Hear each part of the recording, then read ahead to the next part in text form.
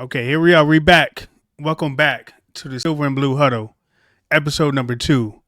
Tough week this week for Cowboy Nation, but here we are.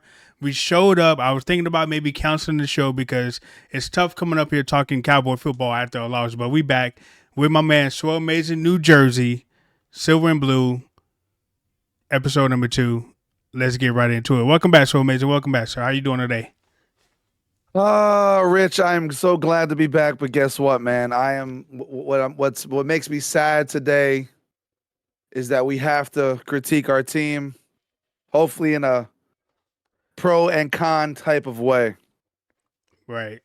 I had people hit me up and they was like, yo, I can't wait for the show to happen. Like, we going to really see how unbiased you are towards your Cowboys. And I was like, you know what? The Cowboys lost. They lost to the Arizona Cardinals. Like, they deserve all the slander that they got coming their way. Like, they played like ass. They played terrible. The offense was terrible. The defense was terrible. Like, sitting here thinking, I can't think of anything good that the Cowboys did. So they deserve to lose. So here we are. So let's talk about it.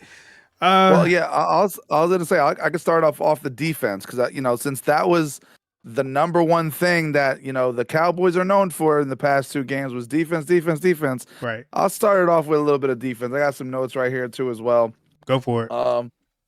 One of the things that I saw that everybody saw was that we could not stop their run game. Now, it's not that they had these elite runners or nothing like that. They literally had guys that got open. Right. And they got open by a certain style of running that even the Eagles are similar to doing too. And this is the one thing that gets me really, really nervous as a Cowboy fan this year. We have to make adjustments because if we do not make the adjustments for the future, other teams are going to look at that style of running. And I'm not saying like, well, what are you talking about, Mike? They did this against, the Jets. No, the Jets was like almost obvious. Like you knew the way that they were lined up that, okay, this person's going to go left. This one's going to go right. And our pursuit angles are easy. And when I talk about run defense, I'm also talking about J-Ron Curse. Right. So J-Ron Curse is what got me really upset too. Now, I don't know if you guys saw it, Cowboy Nation, but I saw it. I saw somebody that was just literally lazy. That man, 3 times that I saw him was out of either he came pursuit of the wrong angle or he is playing way too far back and he is having very bad pursuit angles. Right. So J-Ron Curse, I would say definitely didn't do well on defense. And then 2, because Diggs wasn't in, I get it. Deron Bland is amazing. I love him. I love his hustle. I love that he's a great player. But the thing I didn't like was the fact that you put him on the outside and immediately the Cardinals started exposing him. I'm talking about like back shoulder throws, everything like that. He even had like a pass interference too. Yeah, exactly. And the thing was, that's exactly what made, and I'll get right into it, the miscue on the missed coverage, right? When we were down only by a score, and you know how we turned the ball over on downs because we couldn't convert, right? Right. They all of a sudden did these crossers routes. We missed an assignment, easy touchdown. They went up more points. Right. So as a whole, I give the defense a big C- to a D, and C- is being even nice. I say a D, and I'm not talking about Cowboys big D. I'm talking about D- because besides that, I didn't see much from our defense, and I get it. We make mistakes. We just got to make better adjustments next week. Right. Yeah, I mean, I totally agree. The defense was like totally MIA. Like they had no clue what was going on. Like we drafted this big old run stopper called Mazi Smith, and I look at his snaps, like he barely was even in the game. So we got a team that's running on us, and we ain't got our run stopper in the game. Like, why not? Like, what's going on with Mazi Smith? Is he hurt? Like, or he just like wasn't like playing well? Like, why are we trying to save this man? Like, he was a first round pick. So why isn't our first round pick in the game stopping the run that he is supposed to be able to do? Like, what's happening on the defensive side? So I don't know what was going on with Mazi Smith, but he need to be in the game. You know what I'm saying? Especially when teams are running on us at the rate that the Cardinals was doing so.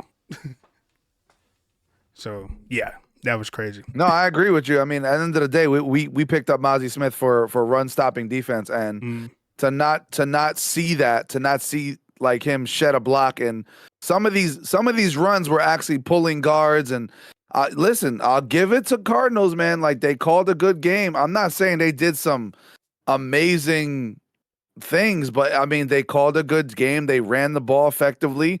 Dobbs in the first series, when Dobbs hit that counter, Right. people don't really realize. I rewatched the game. That counter was very, very, very good. It was like an option, but there was a pulling guard. And if you really watch, Micah Parsons was in the backfield, but he was so confused. He was the only one that was hustling on that play. Right. He got in the backfield, but last minute he realized, oh, like, Dobbs is keeping this ball. Dobbs went around the outside and nobody was to be found. So it wasn't just like, Micah did his hustle. A lot of other people, they were hustling on defense, but there was a lot of people that were not hustling on that defense, and they got exposed. And Gillmore, moving forward, we cannot put him against speedy guys. He's getting older. Yes, he's a veteran corner. I know he likes to make a play. He's not going to put himself in a bad position.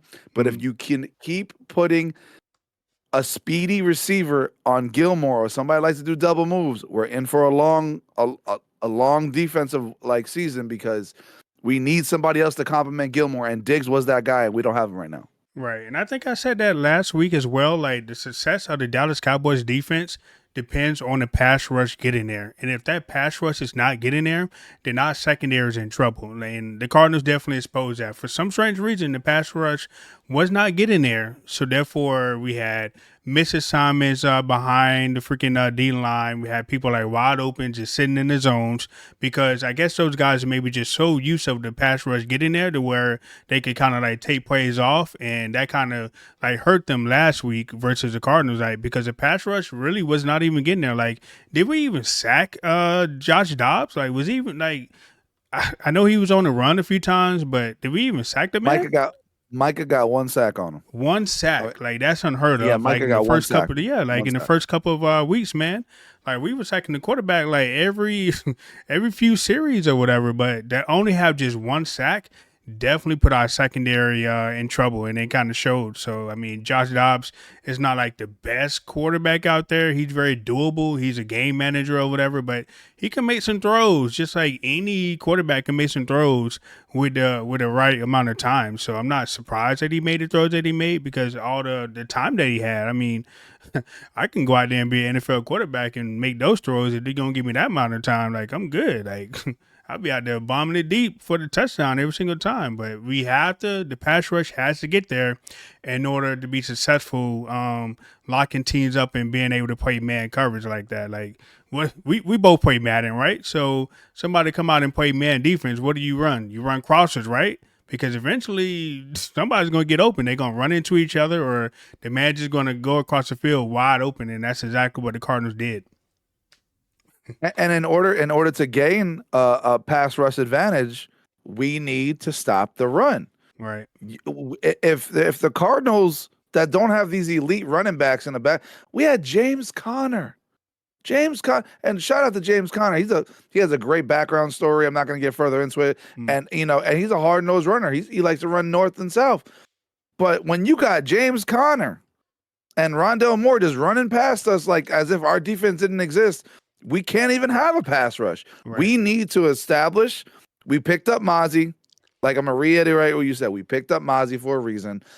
We have to stop that run so our pass rush can get there.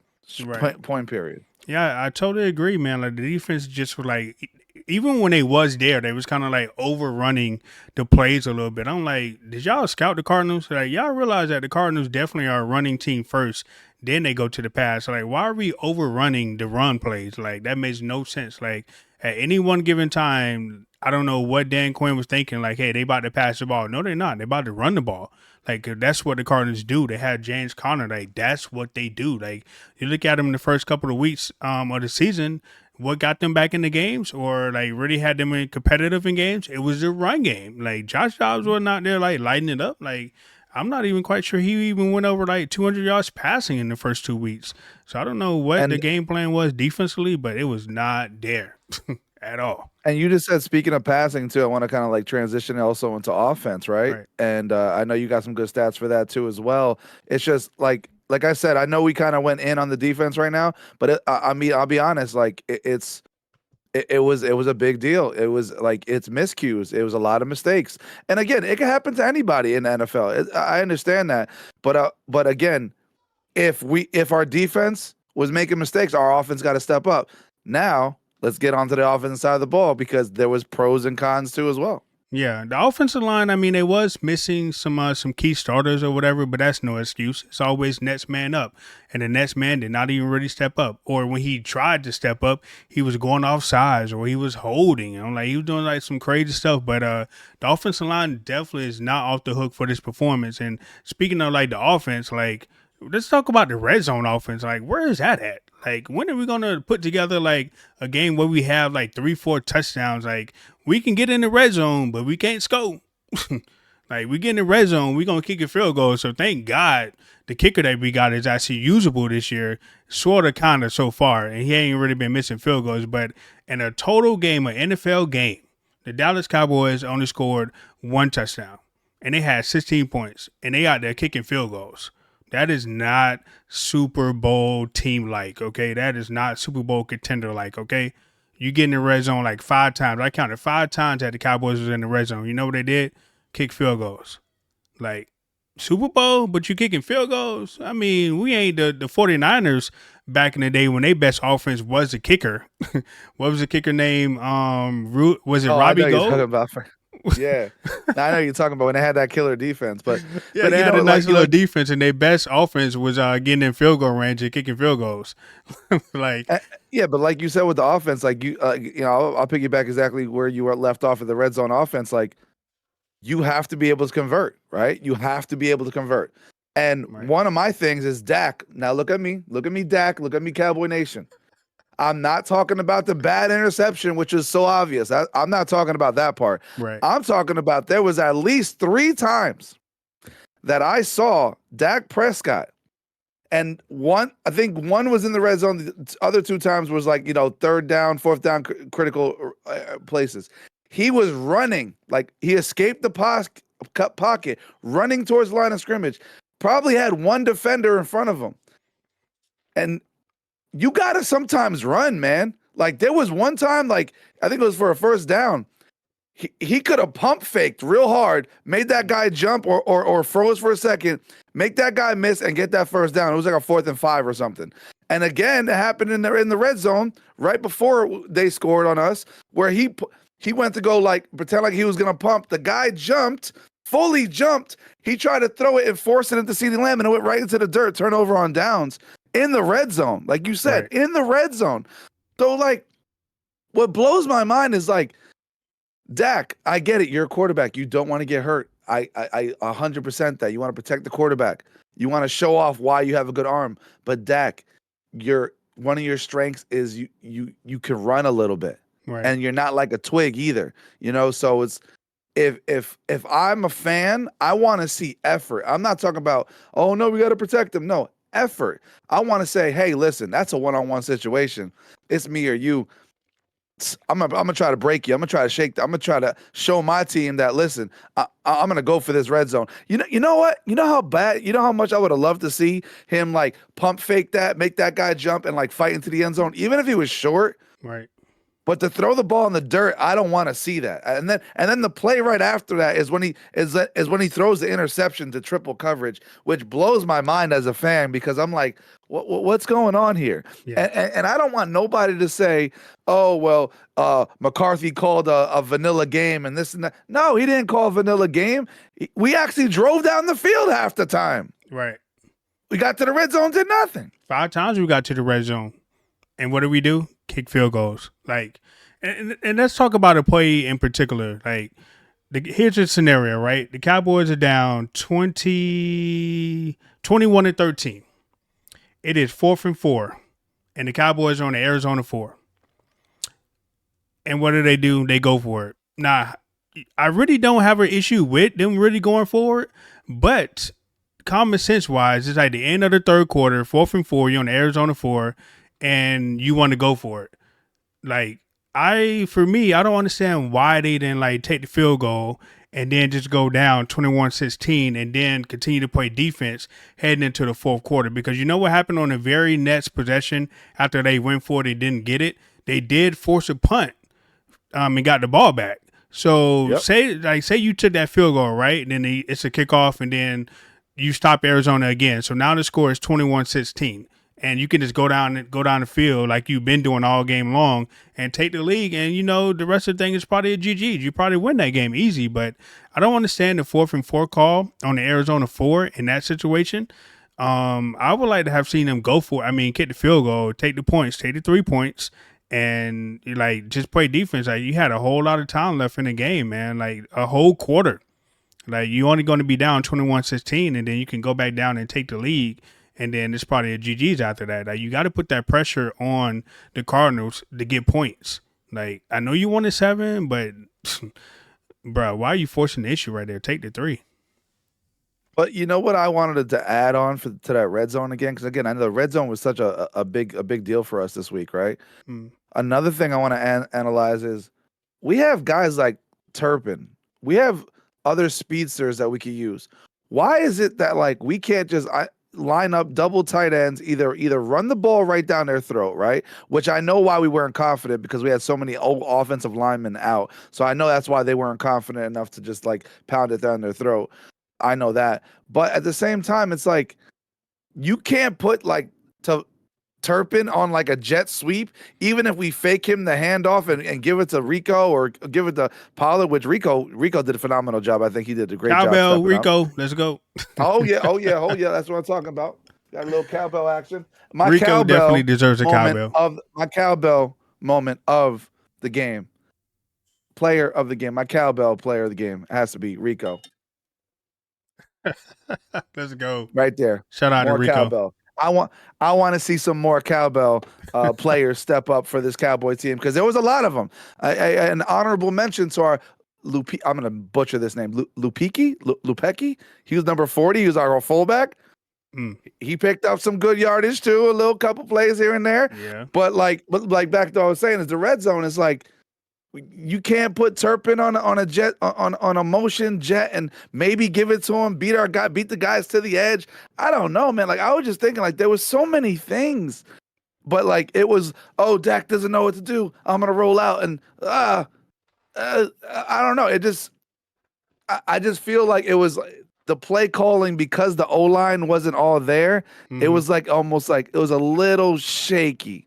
And then Dak trying to do too much. Like, I get it. You're trying to get the ball to your boy. You're trying to get it to CeeDee Lamb. You're trying to get him his fantasy points, but right. Come on, man. And you know, speaking of like receivers, right? You know, like one of the most successful drives that we actually had in that game was Dak Prescott actually throwing the ball to somebody other than CeeDee Lamb, because I kind of felt watching that game, or the possessions that I did see, like he was just totally locked on CeeDee Lamb, and CeeDee Lamb was kind of double covered the entire game. But when we did move down the field very, very quickly and easily, Michael Gallup had like a lot of touches and a lot of freaking throws his way, and he caught the ball. And I feel like sometimes Dak Prescott just always wants to go to number 1 CeeDee Lamb, which is great.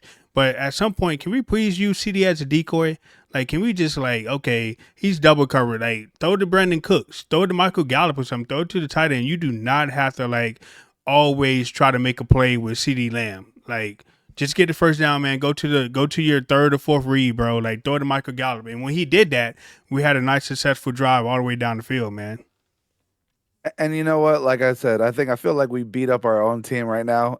we beat them up offensively and defensively right now. Right. I will say, as a positive part of the thing is, I would hope they go back into the film room, see what they did wrong, go through all the pros and cons, and come out swinging next week, because we can start talking about it right now. Rich, we have.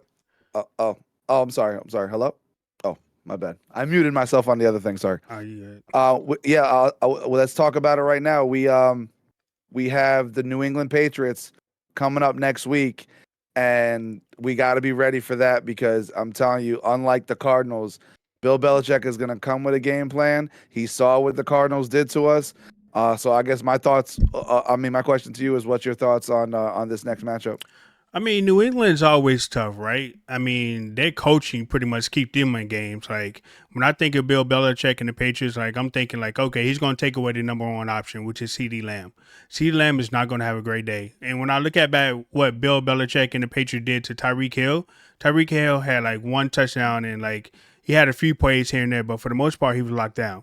So we coming up against Bill Belichick. He is coming to Dallas, which is actually a positive, I guess. I mean, at least he ain't coming with Tom Brady. So we should be able to win that game very easily. But he is going to take away the number one option, which is CD Lamb. Their run defense is kind of okay as well, but be prepared for a nice little battle. Dak Prescott, but to be on his A game. The defense definitely needs to go ahead and just be on their A game. They need to come back and have a lot of urgency and bring the intensity and get out to Matt Jones, man. Like I think Matt Jones could be a turnover machine if we're able to get out there and we get him on the run. He's going to make some crazy throws. He's going to throw some interceptions, maybe some pick sixes, but the defense has to be there for us. All right. That's just the bottom line. The last time we played the Patriots, I mean, they took us to overtime, man. Like, I know the weather kind of played a factor into that game, but they took us to overtime. We had like a walk-off TD, but the Patriots, they are very well coached, man. Like, coaching keeps them in games. Like, I know the Cowboys had the better players and stuff like that and the better scheme, but coaching and Bill Belichick keeps them in the games every single week. So defense got to step up. Red zone got to be there. Like I ain't trying to hit no kicking no field goals, man. Like I need 7 points, baby. Defense getting you in a nice little position. We need 7, man. Like there's no reason why we kicking field goals out there. And the thing is with the Bill Belichick coach team too as well. I appreciate all your points because I agree with every single one. But I would like to add there's a little bit of an X factor. Somebody's playing with a chip on their shoulder on the other side of the field, and we all know who that is. It's our boy Zeke. Feed that man Zeke. Right. And I know he hasn't really had that many reps for the past 2-3 games, with the New England Patriots. He's kind of like a situational player over there. But Belichick is going to use that to his advantage. Right. If they get any type of momentum swing and they get a big play and they get close to that red zone or it's 3rd and 1 or something, they're going to bring Zeke out and he going to play with a little bit of a chip on his shoulder and he going to want to show out a little bit because, it's his former team, right? Right. So that's the only thing that worries me is that momentum switch where Belichick, I know what he's going to do. We know what he's going to do. He is going to game plan his defense. He's going to throw stunts. He's going to throw different types of coverages at Dak. He's basically going to say, hey, guess what, Cowboys?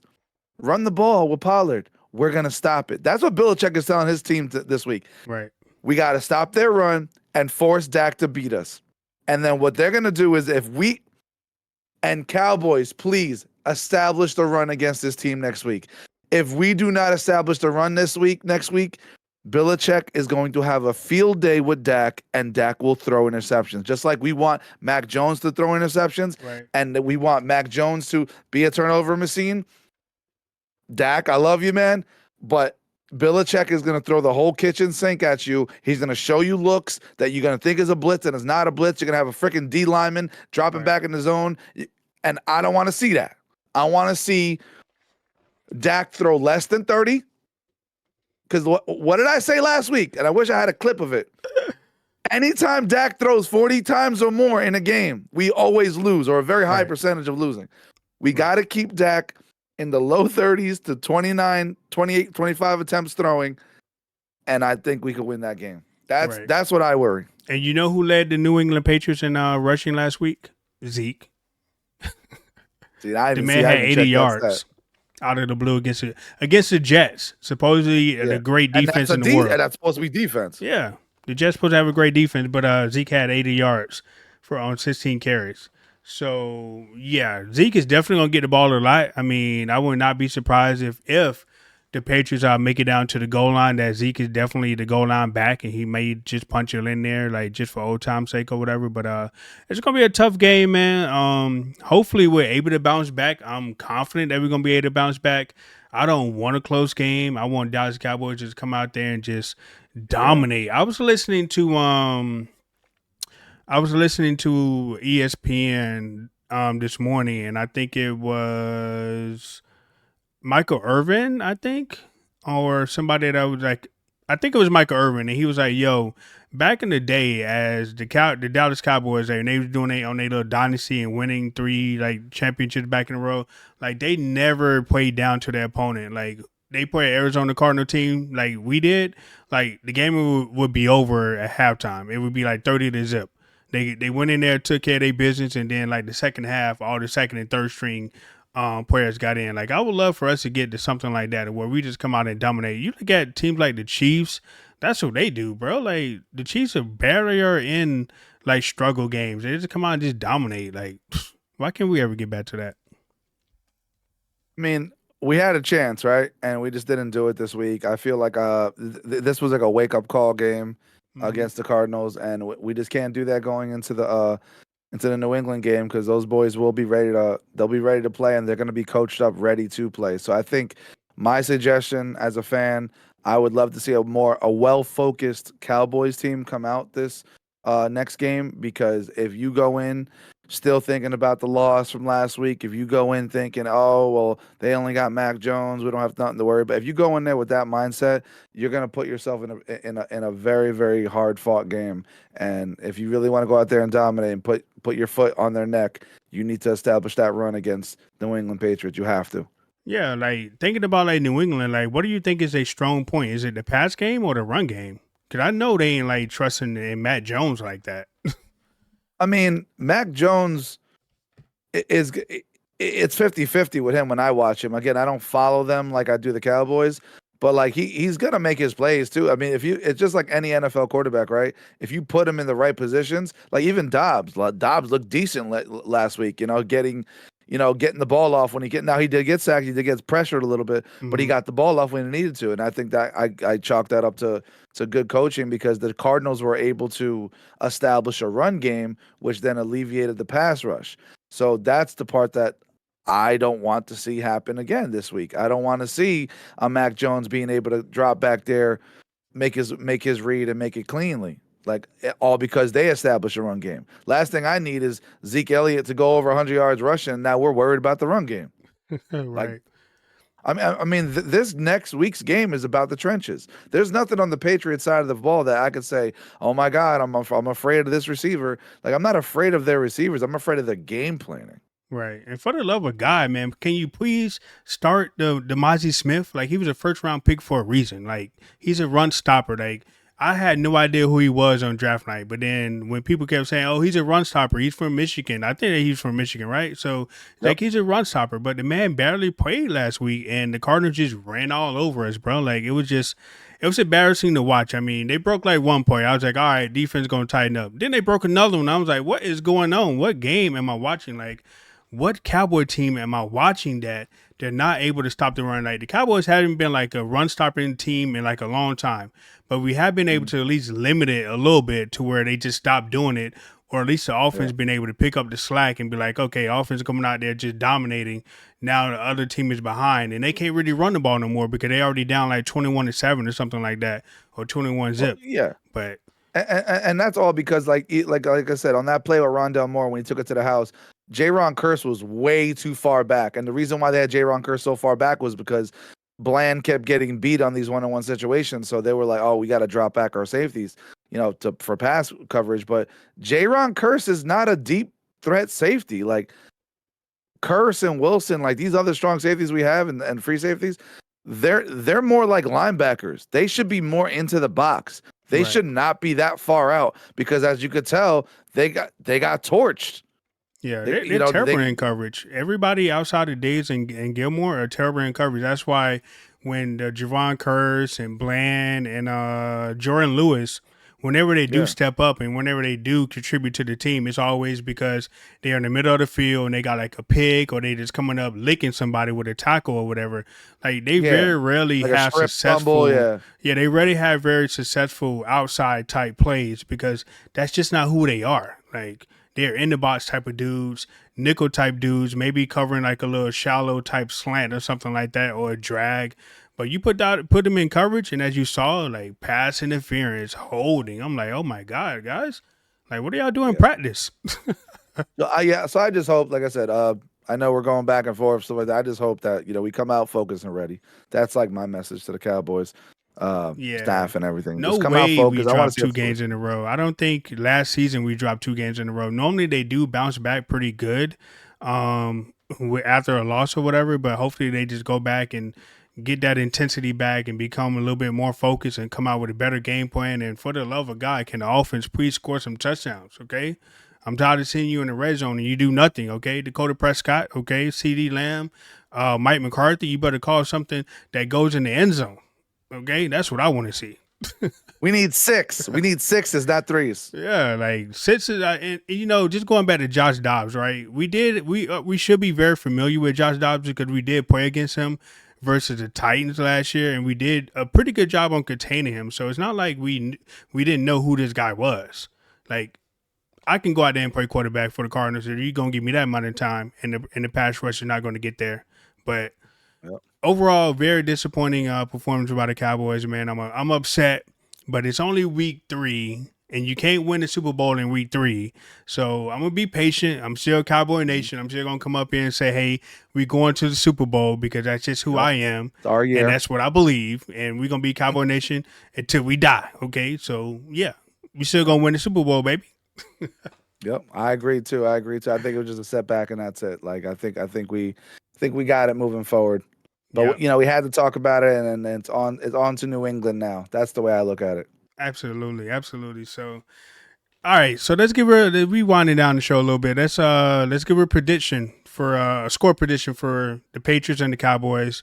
I go first. I think it's going to be a tough game. I see the Cowboys probably winning 27-17. They win by 10. What you got? I like that prediction. I actually like that prediction. I didn't check the weather yet, but I will say, It's in Dallas. I was in the. Oh, my bad. I totally flipped it over, and that's my Unless fault. they like got Um, some new things where it rain in the stadium, like maybe at the top or yeah. something, maybe. Oh no, no, oh, no, no, no. They're good. If it's in Dallas, yeah, my Yeah. bad. I thought I tried to flip it. I mean, I would say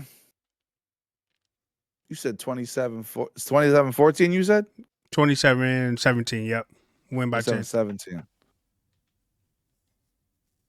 Oh, that's a good one. I mean, I might lean towards that way, but I think Belichick's defense is going to be pretty decent. I Mm. think I'm going to go with a little bit more of a closer one. I'm going to say 14. Okay. I'm going to do 24-14. I feel like they get like 2 touchdowns, but I think our defense is going to still make stops. I say 24-14 final score, Dallas Cowboys. Yeah, I think it's going to probably be a close first half, and then maybe the defense is going to make a play in the third or fourth quarter to like really put the Cowboys over the top, and I think we'll be able to sustain it and get that 10-point lead or whatever. But I think it's definitely going to be close. We're not going to blow out a Bill Belichick team. I mean, from what I saw from week 1 and week 2, and what I just saw versus the Cardinals, unless the offense just come out and just like totally dominate, which I can't even see. Then it's going to be a very slow game. Bill Belichick and the Patriots are going to try to like win time of possession. They're going to run the ball. They're going to keep Dak off the field, which probably might actually hurt them. I mean, they probably want to maybe try to score quick and get Dak on the field and see if he throws some interceptions their way. But yeah, I think it's going to be a close game for sure. And before we get off, I know you went to the Tampa Bay Eagles game. I know this is a little off topic, but since they are in our division, Right. you got to see the Eagles, our arch nemesis of the division. You got to see them play in real life. So what do you think? Are they that? Are they that? Are they him is it something that we have to worry about?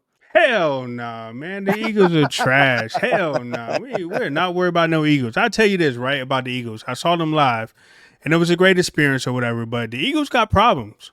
Right now, they are not clicking as an offense. Defense But you saw wise, it it's live. Okay. yeah, yeah. I saw it live. Like I know exactly what they're gonna be doing, but defense wise, they kind of stable. Defense is not like playing lights out type defense, but they kind of stable. They keeping the offense afloat. They keeping the team afloat. But Jalen Hurts, AJ Brown, Devontae Smith, they got some issues, some chemistry issues or something like that. They do not look good as far as the offensive unit. I mean, Tampa Bay was like just out there just running through the offensive line, which is still pretty good, but Jalen Hurts is not out there making like great throws like he did like a year ago. Like I saw like a 10-yard route that AJ Brown was wide open on, but Jalen Hurts just threw a duck into the ground. Like it ain't raining, it ain't slippery. Why you throwing a duck into the ground? And he didn't just do it like one time, bro. He did it like 4 or 5 times during the game. And to see that live, I was like, bro, your arm strength isn't as great. Like I see why you threw that duck at the end of the Super Bowl like that, bro. I see why you came up like 30 yards short because your arm strength is not there. Yeah, and I know I just had to mention it before we get off because I know like you got to see it live, you got to see them live against another Right. NFC conference team, and you Yeah. know at least you saw the holes, you saw the The holes. only thing that probably scares me about the Eagles is Quarterback sneak, DeAndre Swift. DeAndre Swift. yeah, Like he's a Swift. pretty good back. I don't know what happened in Detroit and how he ended up on the freaking Eagles.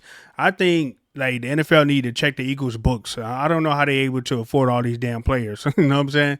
Like they got AJ, Mhm. they got Hurts, they got DeAndre. Like what type of pay cut are these dudes taking to go to the damn Eagles? I mean, hey, NFL, please check those books over there in Philadelphia, baby.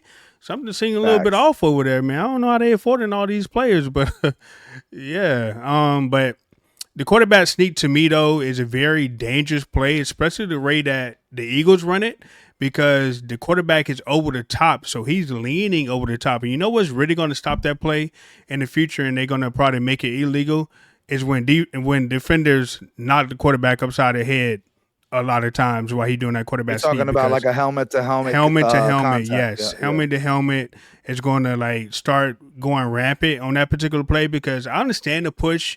The push is fine, but it's a very dangerous play because you got linebackers coming over the top And you and they got are to get making, low. yeah, and they making You got to get contact real with the low. quarterback's head. So don't worry. They can keep doing that if they want to. Jalen Hurts take a few more hits across the head.